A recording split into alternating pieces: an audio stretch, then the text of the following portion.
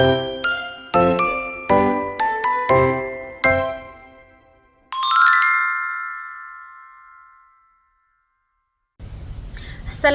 warahmatullahi wabarakatuh. Terlebih dahulu saya ingin memperkenalkan diri saya. Nama saya Nurul Akilah binti Azmi daripada option Bahasa Melayu, unit Bahasa Melayu 5. Saya Nurul Aina Jiha binti Muhammad Rasul alias Muhammad Alwi, pelajar PPI SMP ambilan Ogos 2025-2026 dari unit Bahasa Melayu 5, option Bahasa Melayu. Saya Nurul Syafiqah Nadia binti Abdullah dari option Bahasa Melayu, merupakan unit Bahasa Melayu 5. Di sebuah kampung yang dinamakan Cempaka Sari, tinggallah sepasang suami isteri yang bernama Pak Kaduk dan Mak Siti. Pak Kaduk mempunyai seekor ayam yang bernama Kunani. Dia sangat suka berlaga ayam. Siti, jom kita pergi ke gelanggang sabung ayam. Pak, itu kerja raja dan bangsawan. Kita cuma orang kampung. Ayam kita, si Kunani, bertuah, pasti menang. Pak Kaduk pun ke istana untuk berjumpa dengan raja.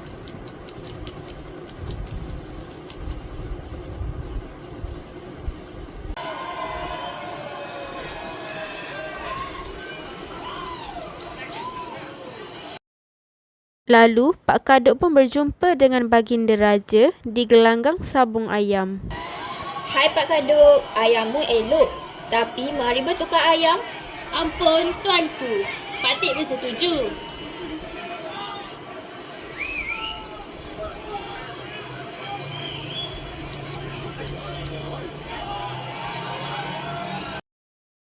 Lalu, Pak Kaduk dan baginda raja pun saling bertukar ayam.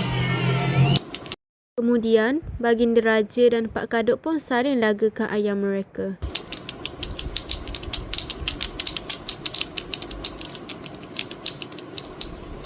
Namun, kemenangan berpihak pada raja. Pak Kaduk mengalami kekalahan dalam pertandingan ini.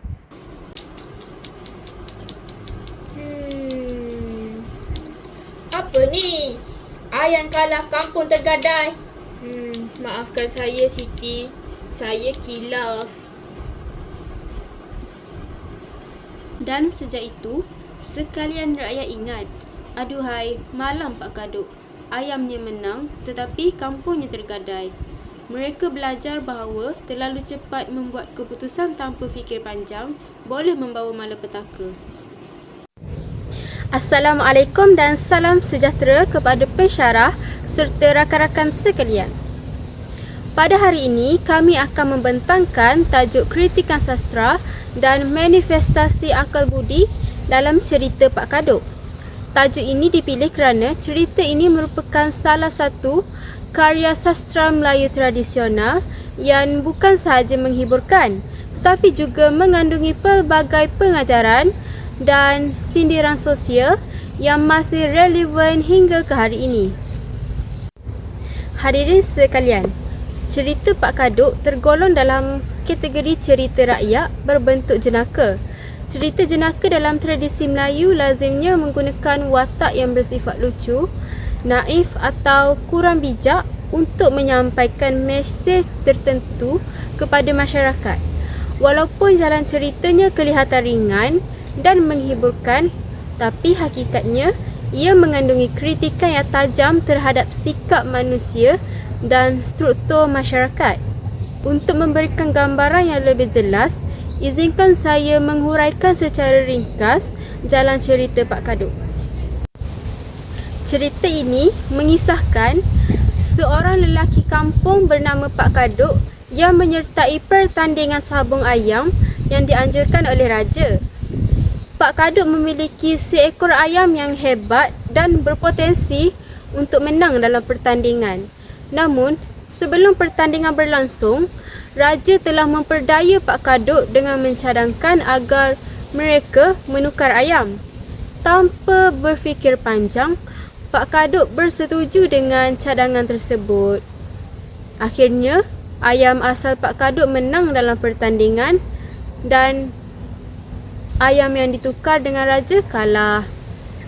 Kemenangan tersebut tidak memberi sebarang manfaat kepada Pak Kaduk kerana ayam itu sudah menjadi milik raja. Lebih malang lagi, Pak Kaduk telah mempertaruhkan kampungnya dan menyebabkan kampungnya tergadai akibat daripada pertandingan sabung ayam tersebut. Peristiwa ini melahirkan peribahasa terkenal, iaitu ayam menang, kampung tergadai, yang membawa maksud memperoleh keuntungan kecil tetapi mengalami kerugian yang besar. Jadi, daripada kisah ini sahaja, kita sudah dapat melihat bahawa cerita ini mengandungi makna yang sangat mendalam.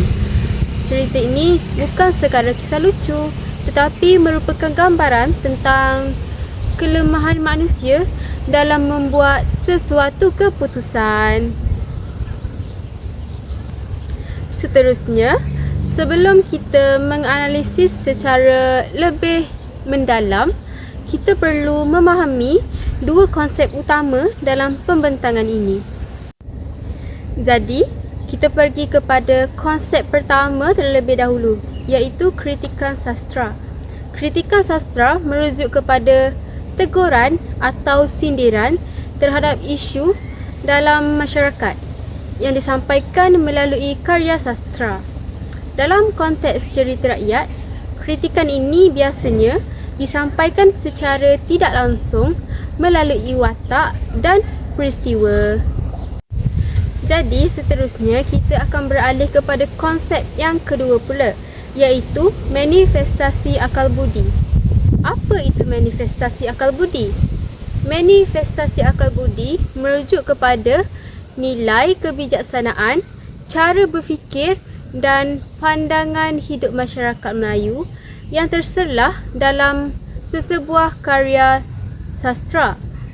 Dan manifestasi akal budi juga mencerminkan bagaimana masyarakat Melayu menilai sesuatu perkara, membuat keputusan dan menyampaikan nasihat. Sebagai contoh, penggunaan peribahasa dalam cerita ini menunjukkan bahawa masyarakat Melayu sangat menitikberatkan bahasa kiasan sebagai medium penyampaian ilmu dan pengajaran.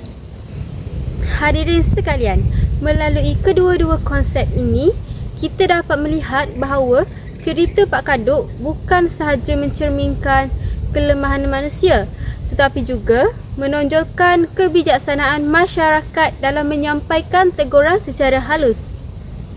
Jadi, apa yang boleh saya rumuskan?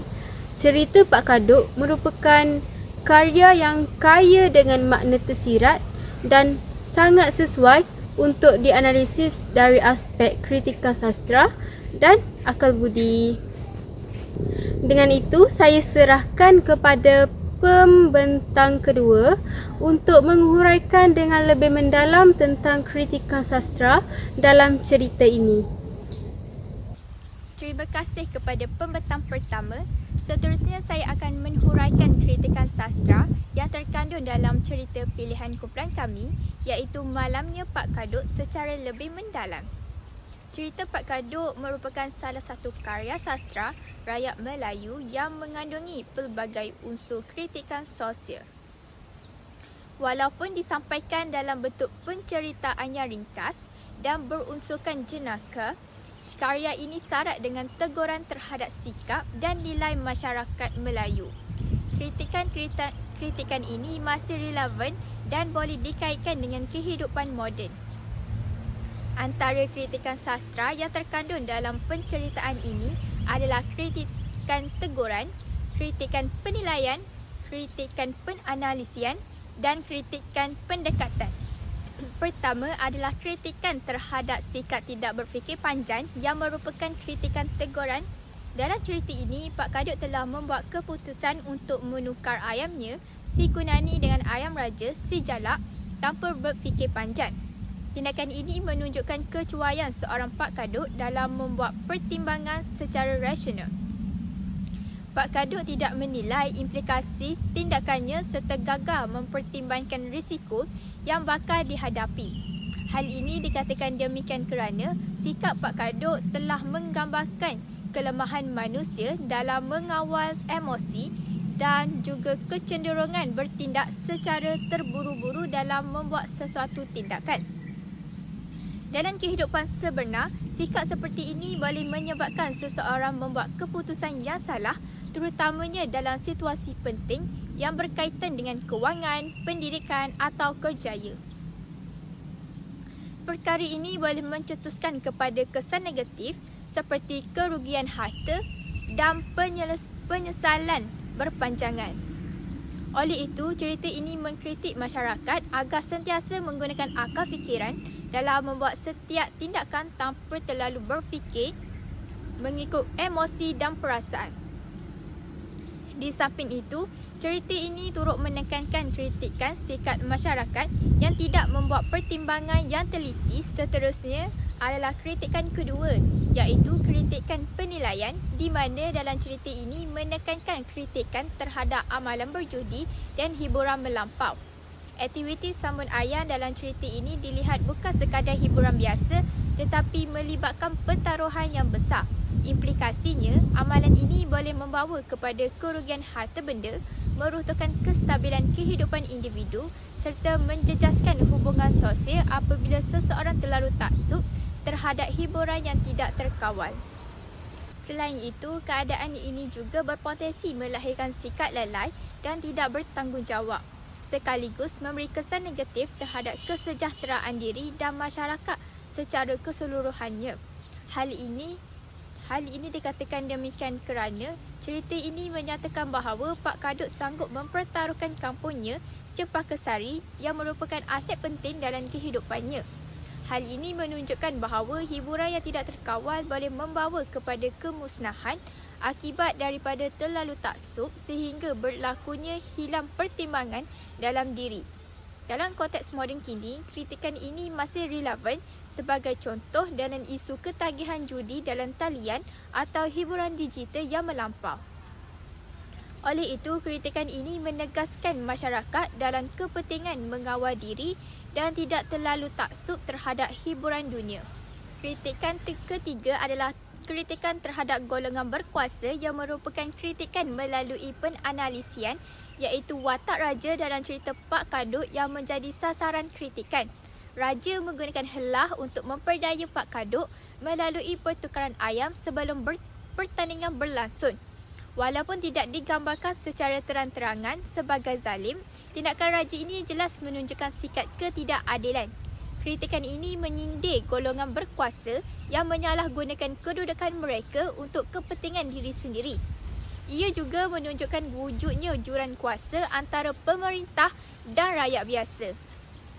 Secara tidak langsung, cerita ini mengajar masyarakat untuk lebih peka terhadap isu keadilan sosial dan tidak mudah dipengaruhi oleh pihak yang berkuasa. Di samping itu, kritikan teguran yang terdapat dalam penceritaan ini ialah kritikan terhadap kebodohan diri sendiri yang merupakan kritikan keempat dalam cerita Pak Kadut, di mana aspek yang paling menonjol ialah sikap Pak Kadut yang tetap bergembira walaupun hakikatnya beliau telah mengalami kekalahan. Keadaan ini jelas menunjukkan ketidakmampuan beliau untuk memahami realiti, kegagalan menilai kesilapan sendiri serta sikap enggan mengambil pengajaran daripada pengalaman yang dilalui. Kritikan ini seterusnya menegaskan bahawa manusia sering menjadi punca kepada kejatuhan diri sendiri apabila mereka enggan berubah, tidak menilai akibat tindakan mereka dengan teliti dan terus mengulangi kesilapan yang sama, sekaligus menekankan bahawa kesedaran diri merupakan elemen penting dalam membolehkan individu belajar daripada pengalaman, memperbaiki kelemahan diri dan menghadapi situasi yang serupa dengan lebih bijak pada masa hadapan. Kritikan yang terakhir sekali ialah kritikan melalui unsur jenaka yang merupakan kritikan kelima, di mana kritikan pendekatan dalam cerita Pak Kadut, iaitu walaupun cerita ini mengandungi teguran yang tajam terhadap sikap dan kelemahan manusia, pengarang menyampaikan kritikan tersebut melalui pendekatan humor yang bijaksana. Contohnya melalui aksi Pak Kadut yang melompat kegembiraan walaupun telah kalah, serta situasi ironi, menang tetapi kalah yang menimbulkan elemen ketawa dan hiburan. Penggunaan unsur jenaka ini bukan sekadar untuk menhiburkan tetapi berfungsi untuk memastikan kritikan sosial dapat diterima dengan lebih mudah oleh pembaca atau pendengar. Menyampaikan mesej secara halus tanpa menyinggung perasaan dan menjadikan pengajaran moral cerita lebih berkesan. Pendekatan ini memperlihatkan kebijaksanaan pengarang dalam menyampaikan teguran sosial secara tersusun, kreatif dan berkesan, sekaligus memastikan mesej moral yang terkandung dalam cerita dapat difahami dengan lebih menyeluruh serta memberi kesan yang berpanjangan terhadap pemikiran dan tingkah laku masyarakat. Apa yang dapat saya simpulkan mengenai kritikan yang terdapat dalam cerita Malamnya Pak Kadok yang merupakan sebuah karya sastra pilihan kumpulan kami di mana cerita Pak Kadok mengandungi pelbagai kritikan sosial yang mendalam, termasuklah kritikan terhadap sikap tidak berfikir panjang, amalan berjudi, penyalahgunaan kuasa serta kelemahan diri manusia. Walaupun karya ini berasal daripada masyarakat tradisional, mesej yang disampaikan masih relevan dan signifikan dalam konteks kehidupan moden. Kerana ia menekankan nilai-nilai penting seperti kewaspadaan dalam membuat keputusan, keadilan sosial serta kesedaran terhadap kesilapan diri. Oleh itu, dapat disimpulkan bahawa cerita Pak Kadok bukan sekadar sebuah karya hiburan semata-mata tetapi merupakan satu medium pendidikan yang berkesan yang mampu membentuk pemikiran kritis, menyedarkan masyarakat tentang kesilapan yang mungkin dilakukan dan menggalakkan perubahan ke arah peningkatan diri serta pembangunan masyarakat secara lebih baik. Seterusnya, saya akan serahkan kepada pembentang yang ketiga. Terima kasih kepada pembentang yang kedua. Pada kesempatan ini, saya akan menerangkan dengan lebih mendalam tentang manifestasi akal budi yang terdapat dalam cerita Pak Kadok ini. Seperti yang telah dinyatakan oleh pembentang yang pertama, cerita rakyat ini bukan sekadar berfungsi sebagai bahan hiburan semata-mata tetapi turut menjadi medium penting dalam menyampaikan nilai pengajaran serta pemikiran masyarakat Melayu yang sangat halus dan syarat dengan makna tersirat. Melalui penceritaan yang kelihatan ringkas tetapi padat dengan simbolik, kita sebenarnya dapat menelusuri cara masyarakat dahulu berfikir, membuat pertimbangan serta membentuk jati diri mereka berdasarkan pengalaman dan kebijaksanaan hidup. Pertama sekali, cerita ini jelas menunjukkan bahawa tindakan tanpa berfikir akan membawa kesan yang buruk kepada diri kita sendiri. Hal ini dapat dilihat melalui watak Pak Kadok yang membuat keputusan secara terburu-buru tanpa mempertimbangkan akibatnya secara mendalam. Sikap ini memperlihatkan kelemahan dalam penggunaan akal yang sepatutnya menjadi panduan utama dalam membuat sesuatu keputusan. Dalam konteks ini, akal budi yang ditonjolkan ialah kepentingan berfikir secara rasional, membuat pertimbangan yang teliti serta tidak bertindak mengikut emosi atau dorongan sementara. Jika dikaitkan dengan kehidupan masa kini, sikap tergesa-gesa dalam membuat keputusan terutamanya tanpa maklumat yang mencukupi boleh membawa kepada kepelbagaian kesan negatif seperti kerugian, penyesalan dan kegagalan. Selain itu, masyarakat Melayu juga sangat menekankan nilai kebijaksanaan dan kewaspadaan dalam setiap tindakan. Dalam cerita ini, kegagalan Pak Kadok untuk bersikap berhati-hati dan berwaspada telah menyebabkan beliau mengalami kerugian yang besar walaupun pada awalnya kelihatan memperoleh kemenangan. Keadaan ini telah memperlihatkan bahawa kejayaan yang tidak disertai dengan kebijaksanaan sebenarnya bersifat sementara dan boleh membawa kepada kegagalan yang sangat besar. Oleh itu, cerita ini mengajar kita bahawa seseorang individu perlu sentiasa menilai risiko, berfikir sebelum bertindak dan tidak mudah terpengaruh dengan keadaan sekeliling ataupun pujukan pihak lain. Kebijaksanaan di sini bukan sahaja merujuk kepada kecerdasan akal, tetapi juga melibatkan kematangan emosi, pengalaman hidup serta keupayaan membuat keputusan yang seimbang. Di samping itu, penggunaan peribahasa seperti ayam menang, kampung tergadai merupakan contoh terbaik kebijaksanaan masyarakat Melayu dalam menyampaikan nasihat secara berhemah dan tersirat. Peribahasa ini mencerminkan keindahan bahasa serta kedalaman pemikiran masyarakat Melayu yang mampu menyampaikan teguran tanpa menyinggung perasaan orang lain. Makna yang terkandung dalam peribahasa ini sangatlah luas, iaitu menggambarkan situasi di mana seseorang memperoleh kemenangan kecil tetapi mengalami kerugian yang jauh lebih besar. Hal ini telah menunjukkan bahawa masyarakat Melayu amat mementingkan keseimbangan dalam kehidupan serta tidak hanya menilai kejayaan berdasarkan keuntungan semata-mata tetapi juga melihat kesan keseluruhan terhadap kehidupan seseorang itu. Seterusnya, cerita ini juga menekankan bahawa setiap tindakan pasti mempunyai kesan dan akibatnya. Dalam hal ini, nilai yang dapat dipelajari ialah setiap individu perlu bertanggungjawab terhadap setiap keputusan yang telah diambil. Sikap bertanggungjawab ini penting kerana ia membentuk kepribadian yang matang serta berintegriti. Selain itu, cerita ini turut mengingatkan kita bahawa kesilapan yang tidak disedari dan tidak diambil iktibar boleh berulang dan membawa kepada akibat yang lebih buruk. Oleh itu, proses muhasabah diri amat penting agar seseorang dapat memperbaiki kelemahan dan meningkatkan kualiti diri dari semasa ke semasa. Di samping itu, cerita Pak Kadut juga memperlihatkan unsur kritikan sosial terhadap masyarakat. Cerita ini menggambarkan bagaimana kelemahan dalam membuat keputusan, sikap mudah percaya serta kurangnya kebijaksanaan boleh menyebabkan seseorang individu mudah dipermainkan, dipengaruhi atau ditindas oleh pihak yang lain.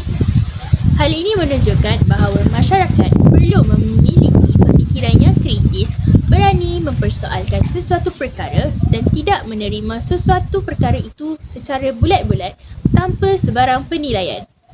Dalam konteks yang lebih luas, cerita ini juga boleh dianggap sebagai suatu teguran kepada masyarakat agar sentiasa meningkatkan ilmu pengetahuan, memperkukuhkan jati diri dan tidak mudah terpedaya dengan tipu helah atau kepentingan pihak yang tertentu.